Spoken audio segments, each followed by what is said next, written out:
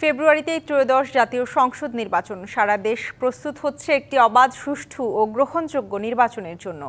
কি ভাবছে সাধারণ মানুষ থেকে শুরু করে আগামীর জনপ্রতিনিধিরা, সে কথা জানাতে ডিবিসি নিউজের ইলেকশন এক্সপ্রেস ছুটে যাচ্ছে সব সংসদীয় আসনে। আজ সারাদিন ছিল সংসদীয় আসন ৩৩, গাইবান্ধা ৫-এ।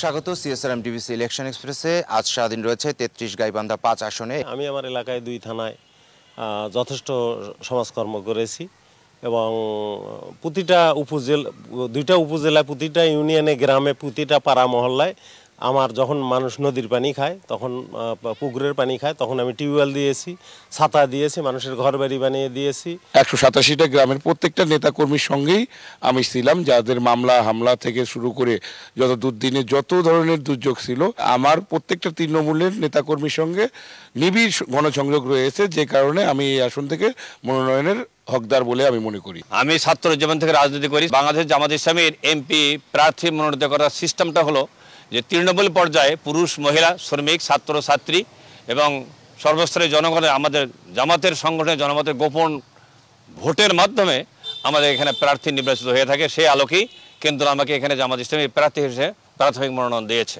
তারেক রহমানে আমাদের নেতা, তার নির্দেশে এখানে কাজ করছে।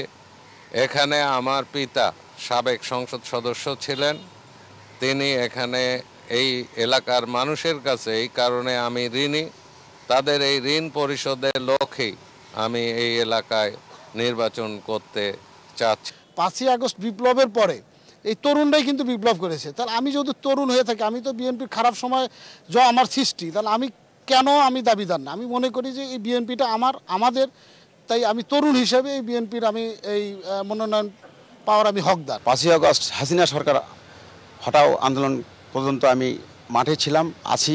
সামনে আমার মনোনয়ন প্রয়োজন এই জন্যই যে আমি আমার হতদরিদ্র এলাকার, এই গৃহীত এলাকাকে এবং এই অঞ্চলের মানুষকে এগিয়ে নেওয়ার জন্য আমি আন্দোলন করেছি এবং আগামীতে যেন আমি তাদের উন্নয়নের কাজ করতে পারি। ধন্যবাদ আপনাকে। শুনছিলেন ডিবিসি সিএসআরএম ইলেকশন এক্সপ্রেস।